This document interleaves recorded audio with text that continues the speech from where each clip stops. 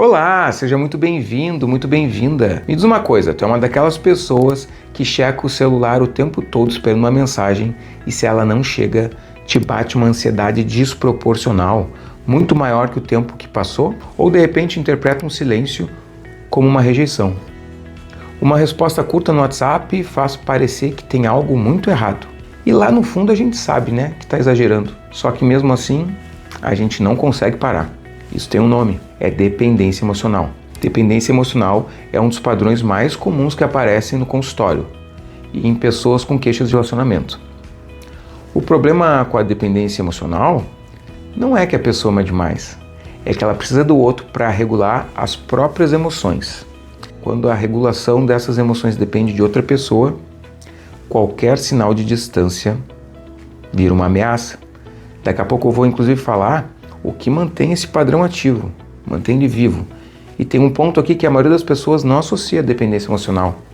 Mas antes eu preciso explicar como que isso funciona por dentro, para a gente entender também como sair. Dependência emocional não é fraqueza de caráter, é um padrão aprendido. Na maioria dos casos, começa bem cedo na infância. A pessoa aprende em algum contexto que o seu estado emocional depende da resposta do outro. Aprovação, presença, validação. E o cérebro registrou esse padrão como uma forma de funcionar.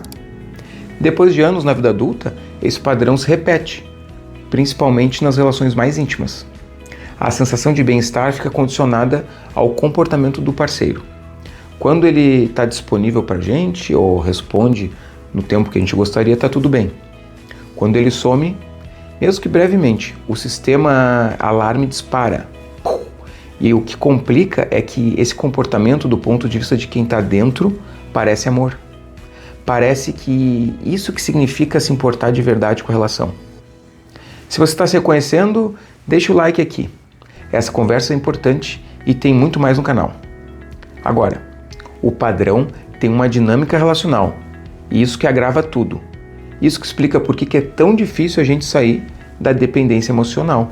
A dependência emocional quase sempre cria uma dinâmica de perseguidor e distanciador.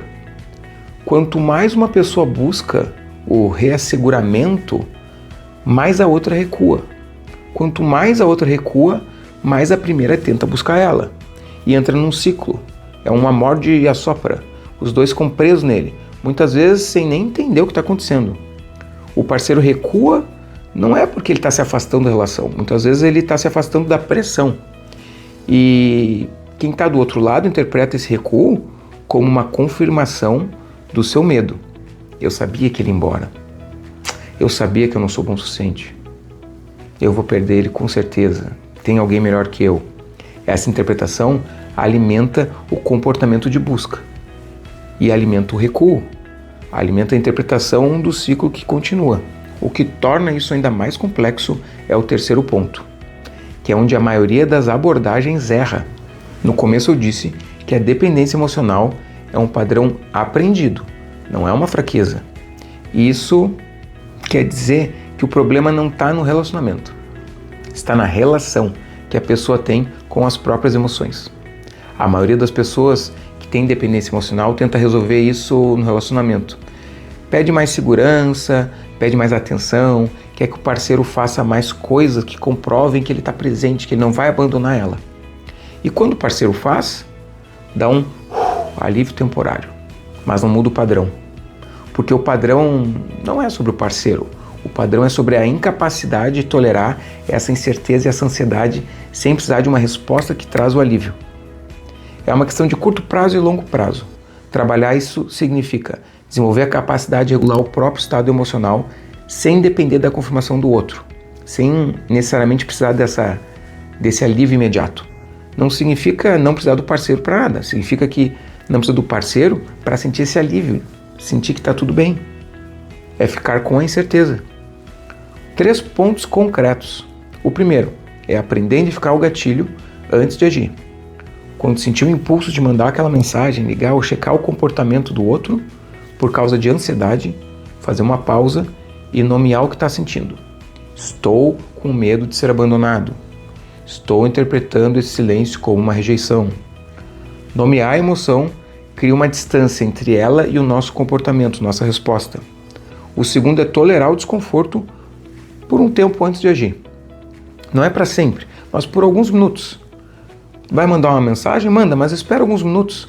O sistema nervoso ativado por ansiedade vai baixar. Se você não alimentar isso, o ciclo não se repete. E na prática, a janela de tolerância aumenta. Aos poucos você vai conseguindo cada vez ficar mais tempo sem responder.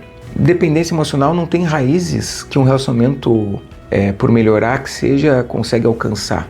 O trabalho é interno. A pergunta que fica, o que você está esperando? O que você está esperando que o teu parceiro faça? Que lá no fundo, só tu consegue fazer por ti mesmo. Não é uma pergunta retórica, é o centro de tudo. Faça essa pergunta, se inscreve no canal, tem mais conteúdo sobre relacionamentos toda semana e se quiser conversar sobre atendimento, o link está na descrição. A pergunta que fica é, o que você está esperando? O que está esperando que o parceiro faça? Lá no fundo, só você consegue fazer por si mesmo. Não é uma pergunta retórica, isso é o centro de tudo.